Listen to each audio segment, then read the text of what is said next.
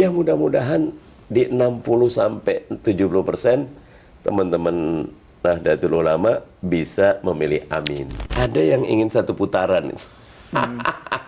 Dan satu putaran, misal gini, ya 6%-an itu mahal harganya memang, itu mahal. Dan itu memerlukan konsolidasi sumber daya kekuatan yang itu tidak dimiliki oleh 01. Gitu. Kami ingin pertumbuhan yang berkualitas, yang penting padat karya dulu, yang penting serap dulu tenaga kerja, yang penting koperasi hidup dulu, UMKM bergerak dulu. Itu memang lambat tumbuhnya.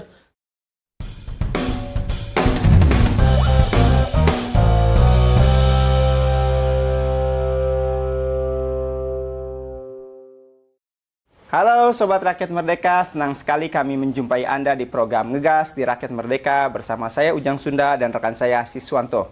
Halo semua. Pasangan Anies Baswedan dan Muhaimin Iskandar ini tren elektabilitasnya terus naik.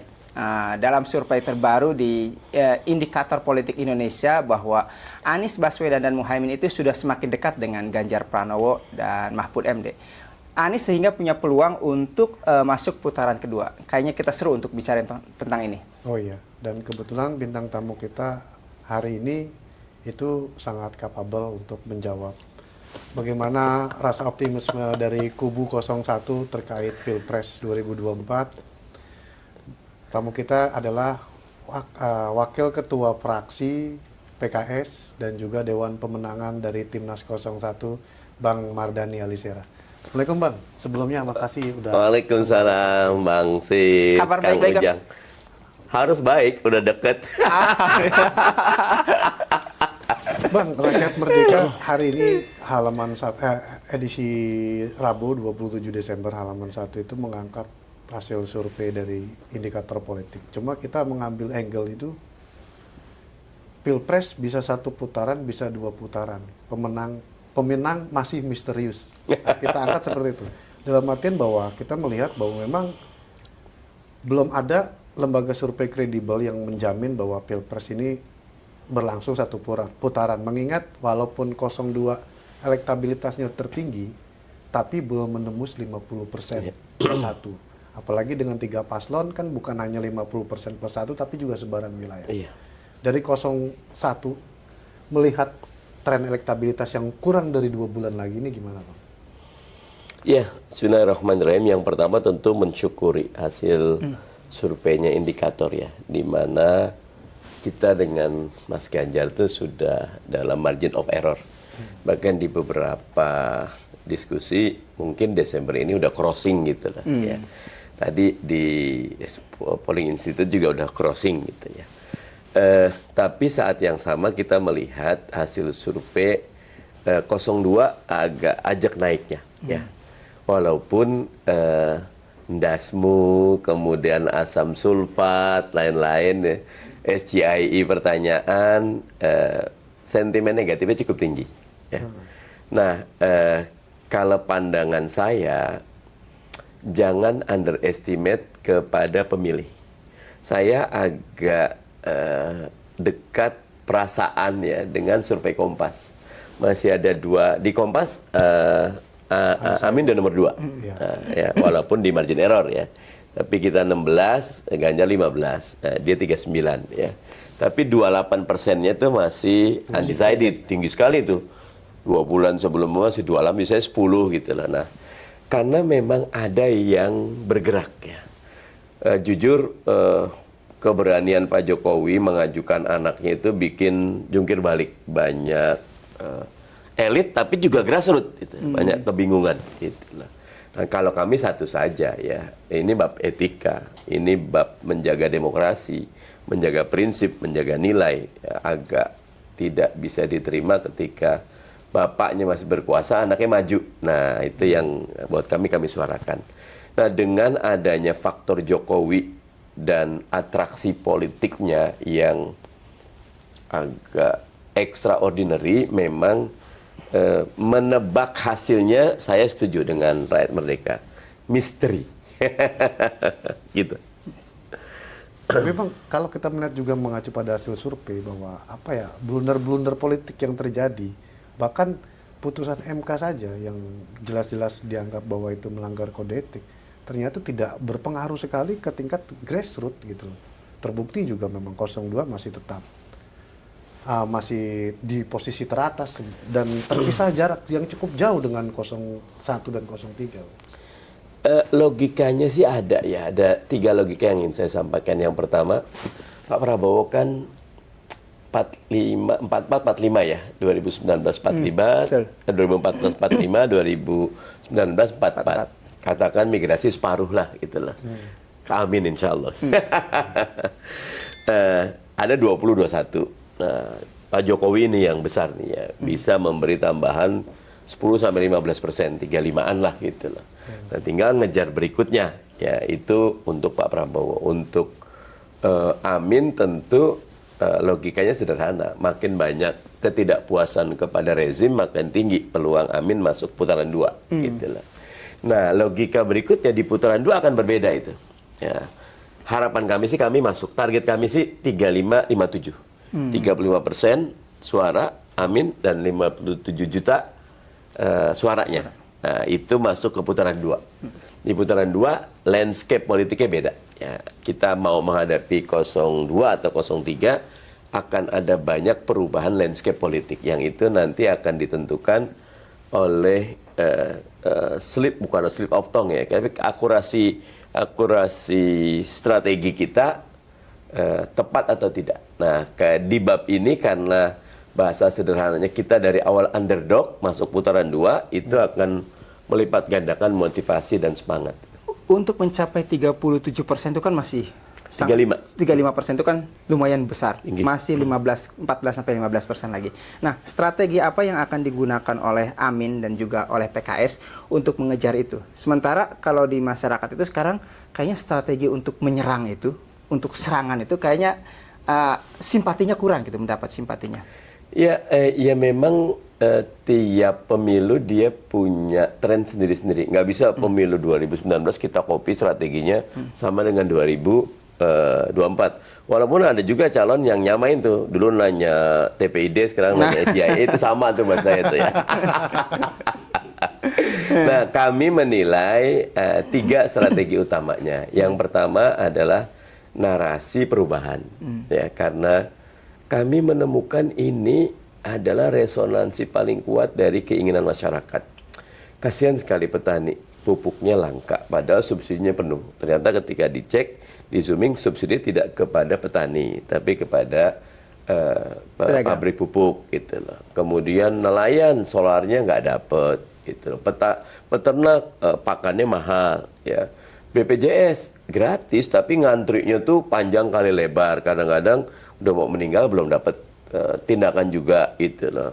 Kemudian tenaga kerja ini luar biasa, ini pengangguran kita jangan dianggap kecil. Kemarin waktu debat tuh saya sempat di satu stasiun TV diprotes. Target pertumbuhan ekonominya Amin tuh paling rendah 5,5 sampai 6,5, yang lain 7 lebih gitu loh. Realistis. Ya, nah kami bukan cuma realistis, kita ingin lebih dahulu menolong grassroots nih. Pokoknya bukannya padat modal, tapi kita padat karya dulu aja. Pokoknya orang yang tidak dapat kerjaan, kerja dulu. Nggak usah pakai ijazah, masuk dulu. Itu memang jadinya reaksi ataupun impact kepada pertumbuhan ekonomi kita kan paling realistis kita, ICOR kita, incremental capital output ratio kita 5. Zaman Soeharto 4, artinya dengan 4% bisa tumbuh, dengan 4 tumbuh 1% pertumbuhan ekonomi. Pak Jokowi 7, nggak efisien tuh, karena banyak proyek yang mercusuar, macam-macam lah, legasi segala macam.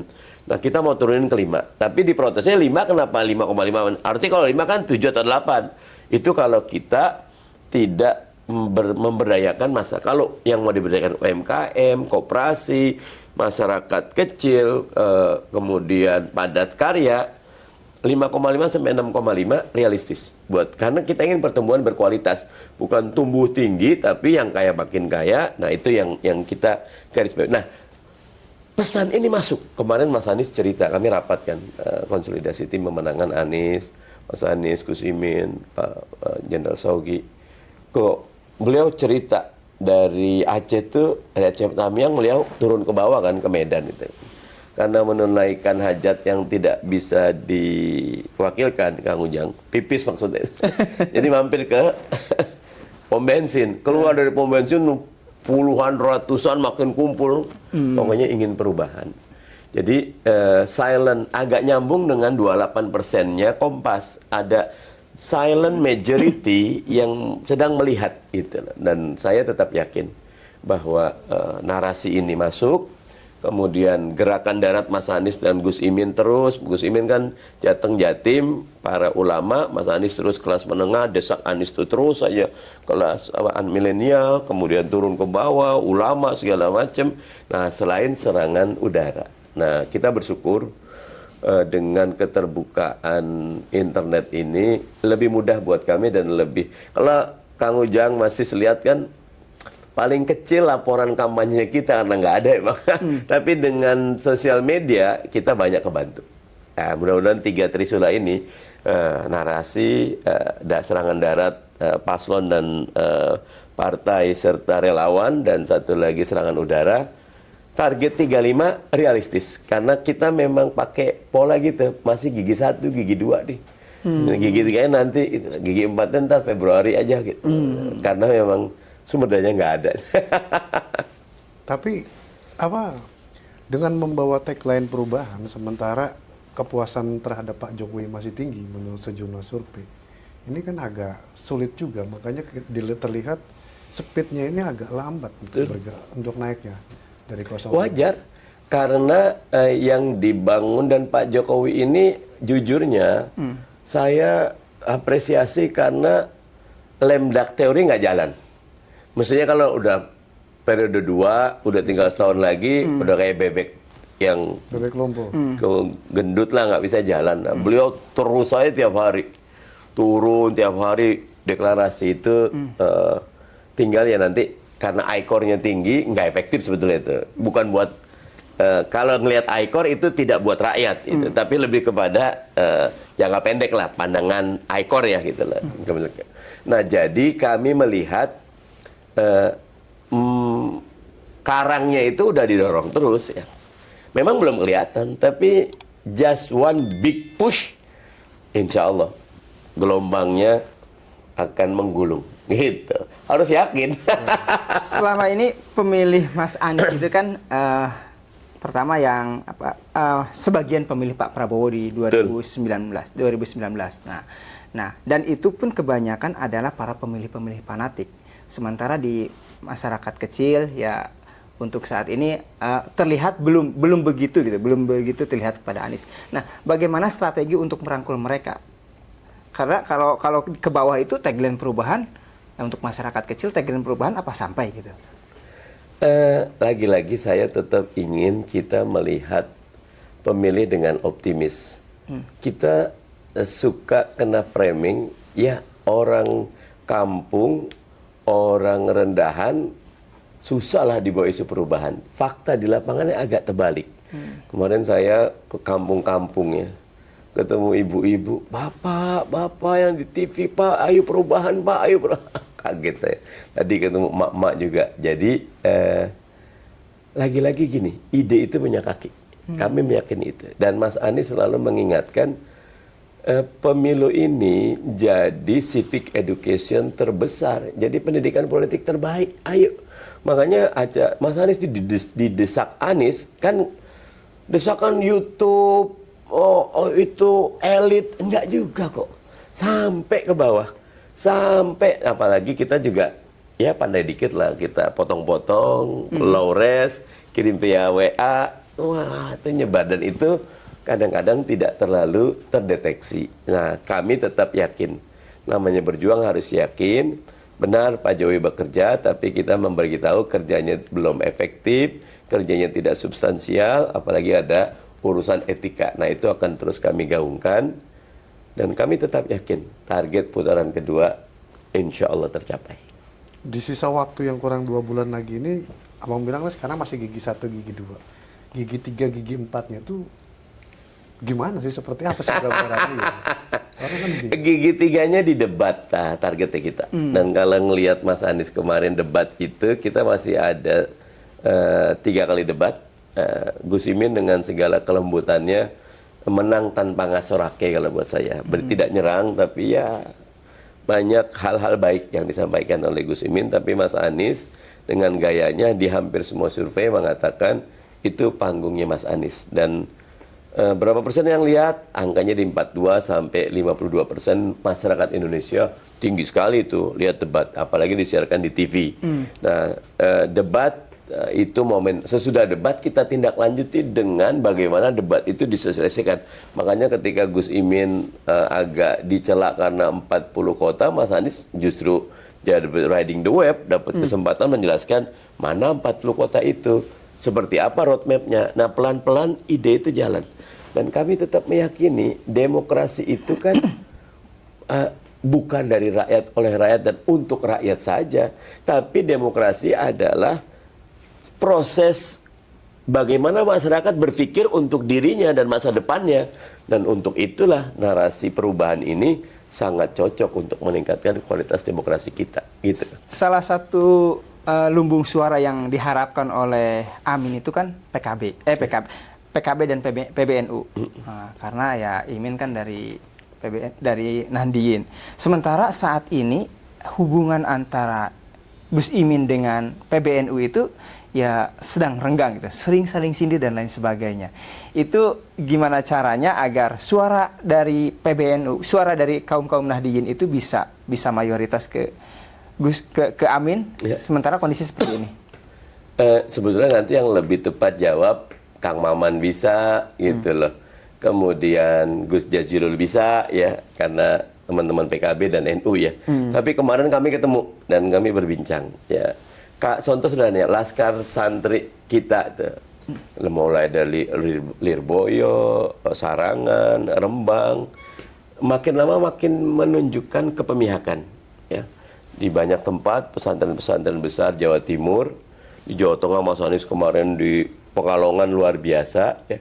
Jadi benar, kulturnya Nahdlatul Ulama yang saya pahami selalu beyond politik. Mereka ada di banyak kantong. Karena itu memang bagian dari kultur mereka yang ingin selalu menjadi perekat dan penyatu ya. Tetapi kelebihan Gus Imin dengan PKB-nya adalah jangan lupa di Jawa Timur, maka Jawa Timur sering disebut ibu kotanya PKB, selalu nomor 1. Kecuali 2019 kemarin. Sama-sama kursinya sama dengan PDIP, tapi suaranya kalah dikit dari PDIP. Di Jawa Tengah selalu nomor 2 PKB.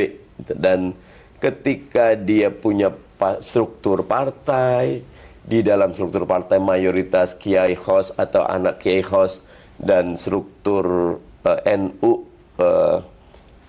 kuat, plus kalau di partai kan kalau dia jadi anggota DPR RI, DPRD provinsi, kabupaten kota, dia ada sumber daya untuk merawat. Nah, kami tetap yakin bahwa ya mudah-mudahan di 60 sampai 70% teman-teman Nahdlatul Ulama bisa memilih Amin. Nah, itu tambahan paling besar insya Allah. Selain kami punya satu yang menarik, Mas Is. Kita simple. Siapa ketua tim pemenangan daerah diserahkan kepada partai pemenang pemilu setempat. PKS dapat Jawa Barat, Jakarta, Banten, Sumatera Barat, dapat Riau, dapat NTB. Karena di situ suara PKS lebih tinggi dibanding Nasdem dan PKB. Tapi PKB dapat Jateng, Jatim, Jogja itu. Nasdem dapat. Nah, jadi simpel aja. Dan itu penghargaan. Nah, buat saya dengan fairness seperti ini, itu memudahkan kita bekerja. Dan makin lama, kami sebut trisula ya, antara partai, relawan, dan tim pemenangan ini terus bekerja efektif. Belum lagi ketokohan. Mas Anies ini memang born to be a star gitu. Kalau kamu kayak kemana aja Mas Anies, enak lah gitu. Tapi gosip yang beredar itu katanya sekarang malah 01 udah mulai renggang nih, pecah-pecah di internal partai koalisi. Di mananya? Katanya ada misalkan Nasdem yang kurang sepakat karena pemilihan kapten timnas, sehingga tidak terlalu all out lagi untuk bergerak memenangkan Amin gitu. Itu kan isu-isu yang berkembang di lapangan. Iya, namanya isu bisa aja ya. Tapi bahwa Nasdem pengen jadi ketua Timnas, PKS pengen jadi ketua Timnas, kemudian PKB pengen, wajar aja ya. Karena jadi ketua Timnas keren kok, posisi yang bagus. Tapi kita semua menghargai ketika kapten Timnasnya adalah Marsikal Saugui, dan Marsikal Saugui sudah menunjukkan ke integritasnya, kapasitasnya, keberaniannya, dan kami bahagia. Kami bahagia. Kebetulan kalau saya agak lama kenalnya, dulu sama-sama Lemhanas angkatan ke-44, ya IKAL 44, tahun 2010 kita bareng. Saya ikut, Pak Saugui ikut, nah jadi agak akrab lagi. Yang belakangan ini yang kurang terdengar lagi bahwa membangun kemarin itu kan di awal-awal kan kencang sekali dari 01, 03 itu berbicara masalah kecurangan. Justru belakangan ini kayaknya agak redup gitu loh, isu membahas masalah, teriak-teriak masalah kecurangan. Makanya kemarin Pak Fahri Hamzah sendiri bilang, itu kan cuma gimmick-gimmick aja. Enggak sih, kami tetap, tapi kami memang lagi melakukan serangkaian analisa agar isu ini bisa terus menemukan faktanya di lapangan. Misal penggunaan aparat, ya, penggunaan ASN, penggunaan PJ, dan lain-lain. Nah, kami lagi lakukan, dan tunggu tanggal mainnya, nanti akan keluar rilisnya. Katanya mau bangun sekretariat bersama benar dengan 03 untuk bangun masalah posko kecurangan Pilpres. Isunya kan ada kalau. Ya kalau 03-nya mau monggo ya, tetapi kalau kita pikir isu kecurangannya bukan cuma milik 01, 02, 03,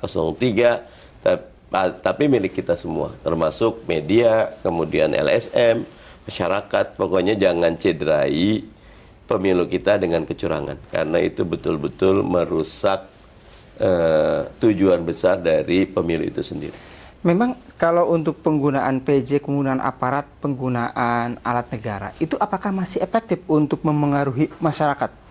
Soalnya kan sekarang masyarakat kita kan banyak digembor-gemborkan. Masyarakat kita ini sudah cerdas, tidak bisa lagi diintimidasi, tidak bisa lagi diiming-imingi dan lain sebagainya.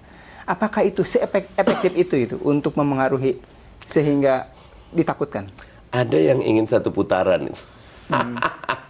Dan satu putaran, misal gini, sudah dapat 45 gitu lah. 5% itu dengan konsolidasi kekuasaan bisa.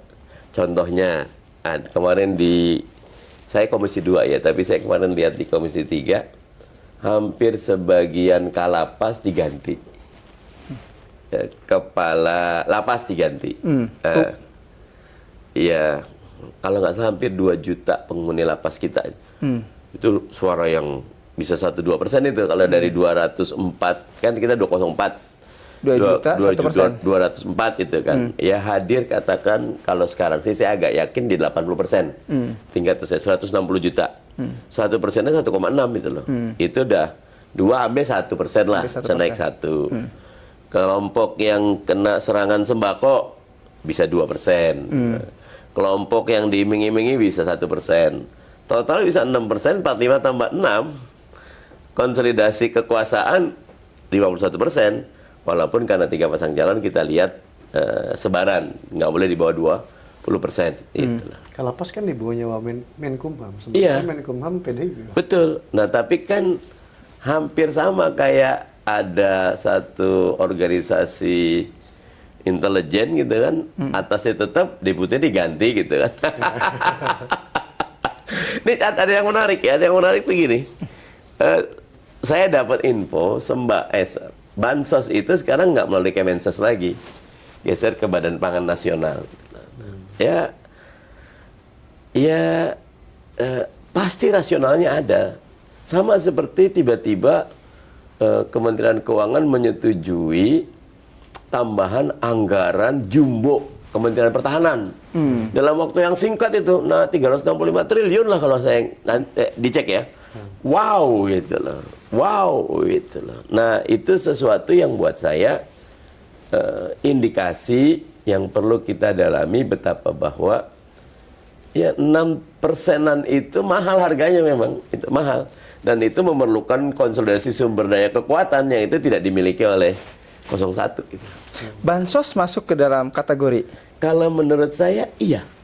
Karena dengan bansos efektif bahwa buat masyarakat kelas, kan bansosnya 300.000. Bantuan tunai pangan 10 kg beras. Buat masyarakat di kampung dapat 300.000 plus 10 kg beras dengan branding yang jelas itulah. Saya ketemu di Kabupaten Bekasi sama Jokowi aja. Kenapa? Yang tiap hari ngasih beras, ngasih uang Pak Jokowi? Ah bukan lah, itu duit negara. Enggak kok, gambarnya Jokowi gitu lah. Ibu-ibu itu gitu loh. Yang bisa dilakukan untuk itu gimana? Mencegah itu? Ya kita sadarkan bahwa itu bukan uangnya Pak Jokowi. Hanya menyadarkan, bukan menghentikan. Kalau menghentikan kita dosa. Mereka memang layak untuk udah masuk DTKS, memang lagi berat hidupnya. Ya, kalau kami jelas kok. Kalau kami yang menang, tambahin kok tidak 300.000 gitu loh. Kita bansos plus gitu loh. Ini kan narasi yang memang dibangun oleh 02 dari iklan-iklan kampanye yang mereka sebarkan itu, bahwa kalau 02 menang, apa, BPJS tetap ada, bansos tetap ada. Dalam artian ketika calon lain yang menang, maka bansos bisa dicabut, BPJS bisa dihilangkan. Ya kita bilang terbalik. Dulu Mas Anies di DKI itu ada KJP.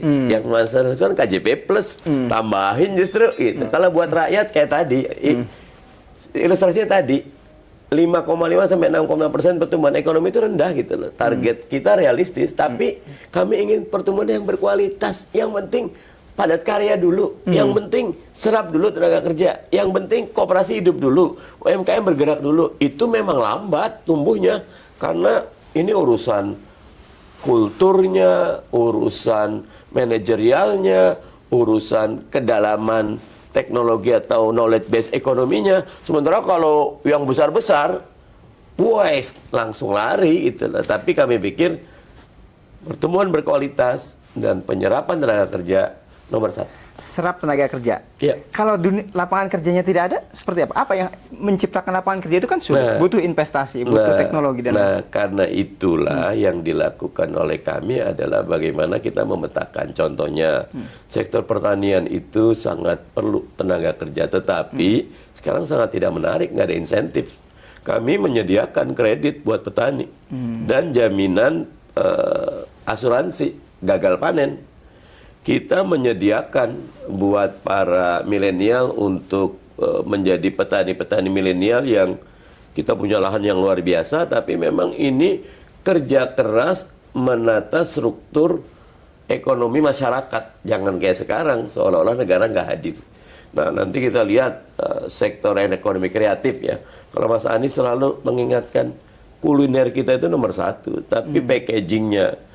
Salah satu di program utama Anies itu izinisasi usaha-usaha rakyat. Waktu di DKI, Mas Anies jemput bola kok. Seluruh kepala dinas nggak disuruh nunggu. Pastikan UMKM punya izin. Karena kalau tidak punya izin, tidak ada registrasi. Tidak ada akses ke perpajakan, akses ke perbankan. Di DKI, izin dimudahkan, jemput bola, wah akhirnya Mas Anies cerita sendiri. Datang ke tempat pecel lele, datang ke tempat soto, kosong memang. Yang datang nggak banyak. Mas Anies pesen setengah jam nggak dilayani. Ada apa? Gitu. Pesanan online ini banyak Pak, maaf ya Pak, itu online dulu. Nah, jadi pelan-pelan UMKM kita naik kelas karena izin yang jelas. Dan kita lagi-lagi tadi adil makmur untuk semua. Itu visinya Anies.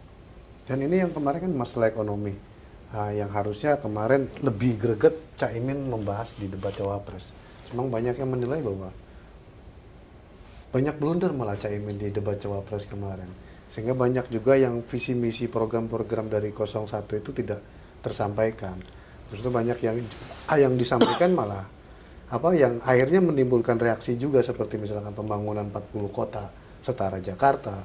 Nah, ini gimana dari 01 menjelaskan Caimin ini sampai SGI aja kebingungan gitu. Kalau SGIE ya Mas Anies bagus sekali itu jawabannya. nyun sewu, Mas Gibran kan bisa Pak Muhaimin kan ada SGIE, State of Global Islamic Economic Index. Kira-kira apa sih programnya Gus Muhaimin, kan bisa dijelaskan. Ini kan gaya dejavu. Pak Prabowo TPID nggak tahu Pak Prabowo gitu. Gus Imin SGIE nggak tahu. Menangkah? Enggak, kalau buat saya malah merendahkan diri. Kayak Mas Anies bilang, itu pertanyaan sangat teknikal, itu pertanyaan yang tidak empati, itu pertanyaan menjebak. Itu mah udah bukan, itu mah sudah cermat itu mah, gitulah. Harusnya kalau itu tinggal di Google aja kok. Belum lagi pelafalannya gitu kan. Singkatan English dilafalkan dalam bahasa Indonesia ya lebih rumit lagi gitu. Dan Gus Imin fair aja kok, saya nggak tahu. Dan orang yang mengatakan saya tidak tahu jauh lebih baik ketimbang mencoba menjawab ngalor ngidul. Fair aja kok. Nah, terkait dengan Gus Imin tidak, sebetulnya nih selepetnomik itu luar biasa ya gini. Indonesia tidak biasa-biasa saja gitu loh. Tadi petani nggak dapat pupuknya, susah sekali gitu loh. Pekerja kita banyak ya mau di outsourcing dengan Omnibus Law ini, karpet merah buat investor di luar biasa gitu loh. Peternak nggak dapat pakan yang kalau di list itu nggak cukup lah gitu. Nah, Indonesia tidak sedang biasa-biasa saja, dan cara untuk mengubahnya selepet aja gitu loh. Harus ada efek kejutnya. Nggak bisa tenang, ayo berubah. Nggak ada, selepet aja. Makanya selepetnomik itu diangkat. Termasuk diantaranya tentang 40 kota. Ya karena kalau IKN kan scratch from zero gitu loh. Bahkan kalau lihat topografinya, sumber airnya, itu masalahnya banyak. Kalau kita belajar Kang Ujang, Masis, kota-kota itu munculnya ya selalu bersahabat dengan alam. Kalau tidak di pesisir, dia di muara sungai, di tempat-tempat di mana memang sumber daya itu ada. Gitu. Ada di in the middle of nowhere gitu loh. Misal Timika gitu loh. Tapi kan ada dua gunung emasnya gitu, Eastbrook sama Westbrook. Jadi hidup ada sumbernya gitu loh. Kayak dulu di Amerika Wild West itu, orang pada emasnya pasti datang, ada gula, ada semut itu. Ini gulanya nggak ada gitu loh, macamnya nggak ada. Kita how low can you go? Berapa lama bisa tahan? Mau terus subsidi. Saya lagi sedih. Satu kebijakan kecil itu di Nyun Sewu nih ya, di Palembang kan kita punya kereta layang tuh kan. Sesudah selesai Asian Games agak susah karena subsidinya gede sekali gitu. Ketika diterapkan tarif normal nggak ada yang naik. Ketika dikasih subsidi, holoken juga berapa lama bisa tahan, uangnya kebuang di situ. Kita nggak mau kayak gitu. Mas Anies Baswedan selalu menggarisbawahi, dan Gus Imin dengan gaya santrinya memang tidak nyerang. Kan menang dari awal. Saya pernah ditanya apa sih bekalnya Gus Imin, zikir dan sholawat. Saya bilang, memang yang penting hatinya kok. Jadi kalau buat kami yang ditampilkan Gus Imin, inilah sisi Amin seutuhnya. Mas Anies dengan segala kapasitas intelektualnya dan narasinya, wah luar biasa. Gus Imin dengan akhlaknya, dua-duanya duit tunggal. Berarti gambaran nanti di debat Capres sesi 3 nih tanggal 7 Januari seperti apa? Kalau kemarin ibaratnya debat pertama Anies punya panggung, debat kedua justru kehilangan panggung 01. Gimana dengan debat ketiga? Debat ketiga menguasai panggung. Berarti balas dendam nih itu. Menguasai panggung. Komen Mas Anies ketika ditanya aja sudah menunjukkan kita siap tempur kan. Mas Anies bilang itu bukan pertanyaan substansial, itu teknikal. Cuman sebetulnya serangan yang sangat tajam, dan banyak lagi catatan-catatan yang mungkin karena Gus Imin santri ya, beliau tidak menyerang atau mendalami. Kalau nanti kita tunggu tanggal mainnya, menguasai panggung. Amin. Amin. Bang, ini sebelum terakhir Bang, sebenarnya obrolannya ini seru sekali nih, tapi karena waktu mungkin ya. Kita ada games jawab cepat. Ada 5 pertanyaan. Minum dulu. Takut. Tapi nggak ada hadiah sepedanya nih. Kalau sepeda itu nama-nama ikan itu. Kalau kita pertanyaan kenapa ikan bisa terbang gitu. Oke Bang, jawab cepat 5 pertanyaan. Siap. Pertama, kuasai Jawa Barat atau Jawa Timur? Jawa Timur. Jawa Timur. Berat lawan Prabowo Gibran atau Ganjar Mahfud? Prabowo Gibran. Pilih didukung Nahdien atau Muhammadiyah? Boleh dua-dua? Dua-duanya pengen. Enak jadi oposisi atau koalisi? Dua-duanya bagus asal punya prinsip. Oke, terakhir, ini yang sering dijadikan bahan diskusi. Politik identitas atau politik dinasti? Politik nilai. Wah, gimana jawabannya lain? Tapi tadi nguasain Jawa Timur, berarti Jawa Barat udah yakin aman. Kami putihkan Jawa Barat programnya kita. Oh, Insya Allah mantap. tercapai. Sobat Rakyat Merdeka, itulah obrolan kami dengan Mas Mardhani Alisera, obrolan yang sangat seru. Semoga saja obrolan ini dapat menjadi referensi Anda menuju 2024. Dan jangan lupa like and subscribe YouTube Rakyat Merdeka TV. Dan nantikan episode-episode berikutnya di Ngegas bersama Rakyat Merdeka. Salam. Salam. Merdeka Merdeka. Terima kasih sekali Abang. Luar biasa. Asis.